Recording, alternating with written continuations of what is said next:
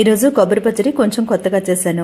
ముందు ఒక కొబ్బరి చిప్ప ముక్కలుగా కట్ చేసి ఉంచుకున్నాను. మూకుట్లో నూనె వేసి మెంతులు ఆవాలు వేసి ఆవాలు బాగా చిటపట్లాడాక అప్పుడు మిరపకాయలు వేసాను. మిరపకాయలు కూడా కొంచెం వేగిన తర్వాత అప్పుడు పచ్చిశనగపప్పు, తర్వాత మినపప్పు వేసి జీలకర్ర ఇంగువ కూడా వేసానండి.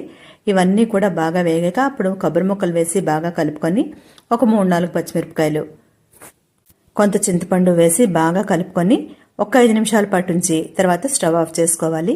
కొంచెం ఉప్పు పసుపు వేసి ఉంచుకోవాలి. తర్వాత చల్లారాక మిక్సీలో వేసి గ్రైండ్ చేసుకోవాలి. తర్వాత కావాలంటే పోపు వేసుకోవచ్చు. నేను ఇంక మరి పోపు వేయలేదు. కొబ్బరి పచ్చడి రకరకాల కాంబినేషన్స్తో చేస్తూ ఉంటాం కదా. అయితే ఇందులో వేసిన వస్తువులన్నిటితోటి విడివిడిగా చేస్తూ ఉంటాను నేను. కానీ ఈరోజు ఇలా అన్నీ కలిపి చేశాను. టేస్ట్ ఎప్పటిలాగా అద్భుతంగా ఉంది. ఈరోజు క్యారెట్ వేపుడు కూడా చేశానమాట. అయితే ఏంటంటే ఈ ఒక్క బంగాళదుంప ఫ్యాంటసీ ఏంటో నాకైతే అర్థం అవడం లేదు. క్యారెట్ వేపుడులో కొంచెం నూనె ఎక్కువైంది అనిపించి ఈ బంగాళదుంప ఒకటి కట్ చేసి వేసాను. చాలా బాగుంది ఇది కూడా.